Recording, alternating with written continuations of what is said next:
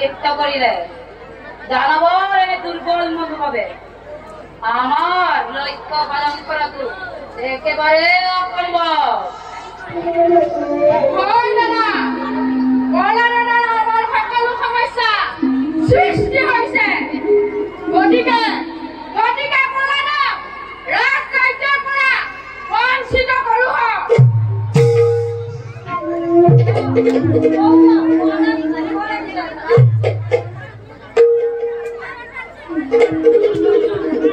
দাদা দাদা নহয় কি চিন্তা কৰি আছা দাদা? চিন্তা কৰিছো হিৰণ্যকশিপুৰৰ পুত্ৰ হৈ শ্ৰেষ্ঠ দানৱ শংকৰ সকলো নাম মই জনা অংশ। মোক সৰল অৰ্থত বুজাই কওকচোন দাদা। দানৱ সম্ৰাটৰ বাবি লজ্জিত নহব পাৰে, কিন্তু আমি অনুগত ভাতৃ হৈ তাৰাক মুক্তি দিয়াত বেছি লজ্জিত হৈছো।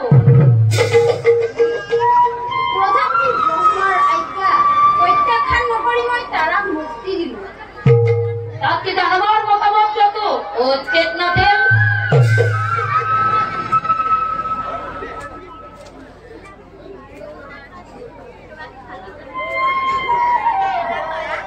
দৈত্যৰ মান মজ্জা জানপৰা তই কাৰ ৰেকত ৰজা হৈছ? জানো দাদা, মই দানৱৰ অনুগ্ৰহত ৰজা হোৱা নাই, মই কৰুণা দেখি নাৰায়ণৰ অনুগ্ৰহত ৰজা হৈছো। সেইবাবে নাৰায়ণ মোৰ চিৰপুত্ৰ।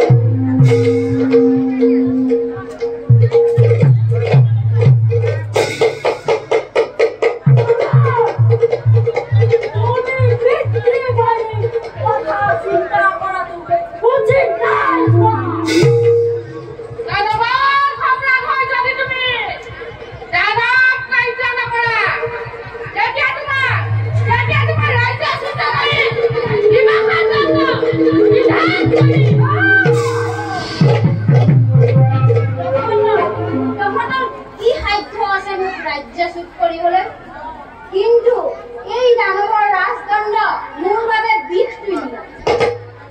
এই ৰাজকাৰ্যত থাকি পাহৰি পেলাইছো মই নিজৰ কৰ্তব্য। আজি মোৰ আনন্দৰ দিন। লোৱা জ্যেষ্ঠ ভাতৃ হিচাপে এই ৰাজমুকুট কৰিলো অৰ্পণ।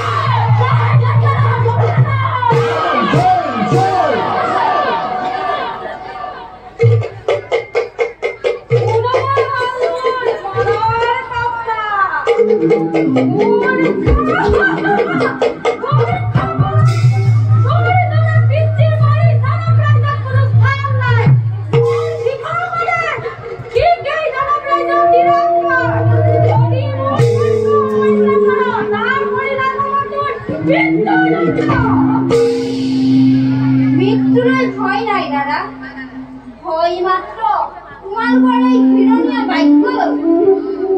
পুনৰ বিদ্যুৎ কৰিলি পৰা লক্ষণৰ তোৰ আচুৰ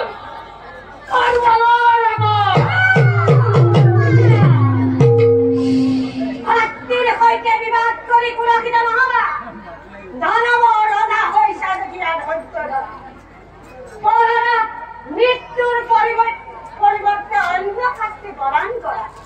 বেশ তেন্তে এয়াই হওক, তোক আজি হন্তে ৰাজসূত্ৰ কৰা হওক। তুলি দে তোৰ ৰাজ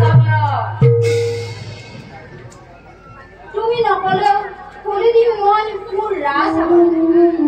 কিন্তু তহঁতৰ কৈ যাওঁ ভৱিষ্যতবাণী, তহঁতে দানৱৰ ৰাজদণ্ডক লৈ যি আপোন পাহৰা হৈ মধুৰ সপোন ৰচনা কৰিছ,